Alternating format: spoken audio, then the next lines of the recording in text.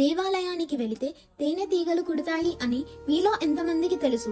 ఆ దేవాలయానికి ఎవరైనా అంటుతో కానీ ముట్టుతో కానీ గుడికి వస్తే అంతే, ఆ గుడి దగ్గర ఉన్న తేనెటీగలు దాడి చేస్తాయి.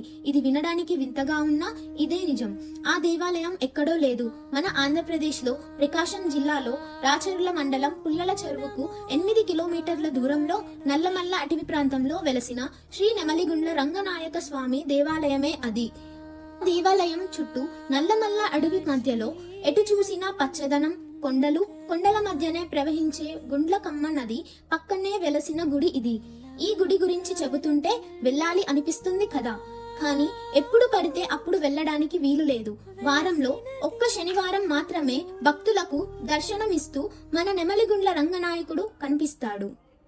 స్థల పురాణాల ప్రకారం పూర్వం నల్లమల్ల అటవీ ప్రాంతంలో మయూర మహర్షి ఆశ్రమంని ఏర్పరచుకొని మహావిష్ణువుని ప్రసన్నం చేసుకోవడానికి తపస్సు చేస్తూ ఉండేవాడు. ఆ ప్రాంతానికి ఒక సమస్య వచ్చింది.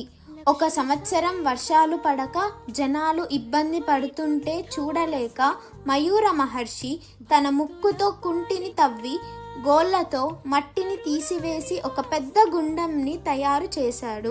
అందుకే ఆ గుండాన్ని నెమలిగుండం అని పిలుస్తారు. మరుసటి రోజు సూర్యోదయానికి ఆ గుండంలోకి నిండుగా నీరు చేరాయి. అది చూసిన జనాలు అందరూ ఆనందించారు. నల్లమల్ల కొండలో కొంత దూరంలో ఒక గూడెం ఉంది. అందులో చెంచుదాదికి సంబంధించిన దంపతులు నివసిస్తూ ఉన్నారు. వారికి రంగలక్ష్మి అనే కుమార్తె కూడా ఉంది.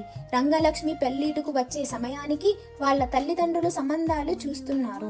అంతలో రంగలక్ష్మి, నా మనసులో మహావిష్ణువు ఉన్నారు, నేను మహావిష్ణువునే మనువాడుతాను అని చెప్పింది. తల్లిదండ్రులు గూడెం పెద్దల వద్దకు తీసుకొని వెళ్లి నచ్చ చెప్పడానికి ప్రయత్నం చేశారు.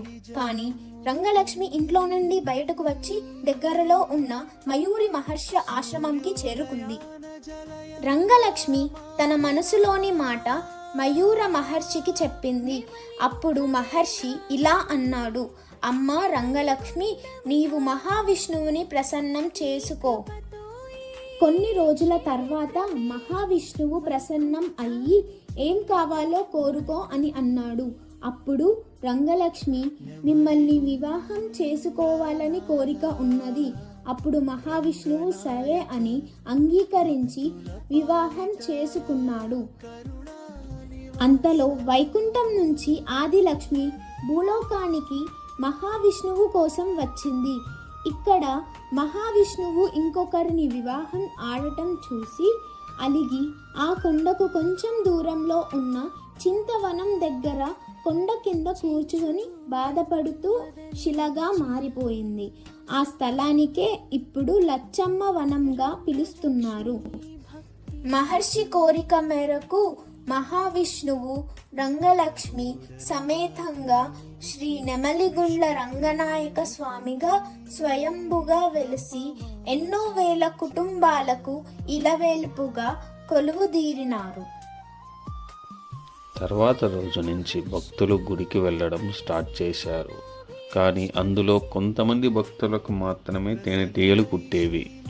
ఇది అర్థం కాక జనాలందరూ మహర్షి దగ్గరికి వెళ్ళి అడిగారు.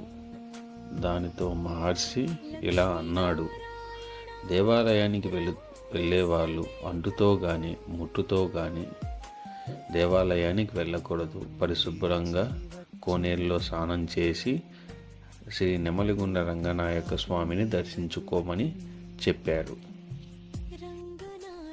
ఈ కంటెంట్ కనుక మీకు నచ్చినట్లయితే లైక్, షేర్, సబ్స్క్రైబ్. మీకు తెలిసిన గుడి ప్రాముఖ్యత గురించి వీడియో కావాలంటే కామెంట్ చేయండి.